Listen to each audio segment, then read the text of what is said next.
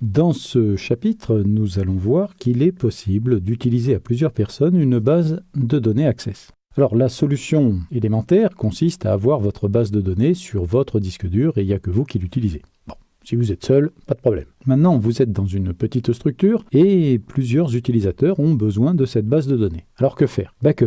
Il faut scinder votre base de données en réalité en deux fichiers base de données. Un fichier base de données dans lequel il y aura les tables et un autre fichier base de données dans lequel il y aura les formulaires, les requêtes, les états, les macros. Ce fichier, que l'on va appeler la base frontale, va être recopié sur chaque poste utilisateur. Le fichier qui, lui, contiendra uniquement les tables sera mis sur un ordinateur restant toujours allumé, donc un serveur, dans un dossier partagé pour que les utilisateurs puissent y accéder.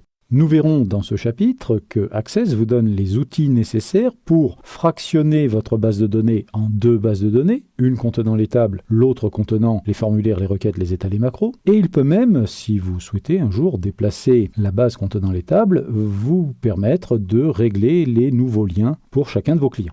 Bien évidemment, pour que ceci fonctionne, il faut que chaque client ait une licence du logiciel Access. Alors, ce système est bien pour une petite structure, de 3 à 5 personnes. Lorsque la structure grandit, ça devient d'abord coûteux, puisqu'il faut une licence Access par poste, et ensuite, ça devient un petit peu laborieux en cas de mise à jour. Lorsque les tables sont mises à jour, pas de problème, chaque utilisateur intervient sur les tables, donc là, les mises à jour se font de manière transparente. Par contre, si un jour vous voulez rajouter de nouvelles fonctionnalités, il va vous falloir créer un nouveau formulaire, créer des nouvelles requêtes, des nouveaux états, des nouvelles macros. Eh bien, lorsque vous allez faire ces modifications, il faudra générer donc un nouveau fichier frontal, et dans ce fichier frontal, il faudra faire vos modifications. Puis ensuite, redescendre ce fichier frontal sur chacun des postes des utilisateurs. Pour un faible nombre de postes, c'est envisageable. Pour un grand nombre de postes, ça devient très vite laborieux. La dernière possibilité, c'est d'utiliser Access à travers Internet ou sur un intranet. À ce moment-là, on a toujours sur un serveur notre base de données ne contenant que les tables et nous n'avons pas de base de données frontale. Nous allons avoir des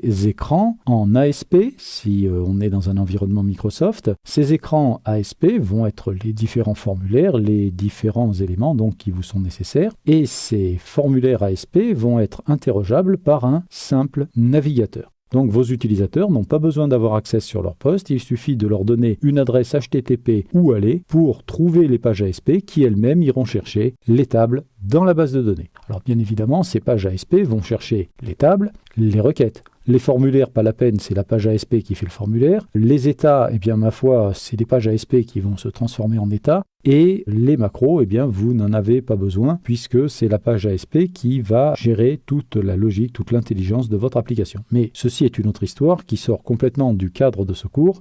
Et donc, je vous convie maintenant à regarder le prochain tutoriel pour voir comment mettre en place cette solution-là avec une base de données frontale contenant formulaire, requête, état, macro et une base de données ne contenant que les tables.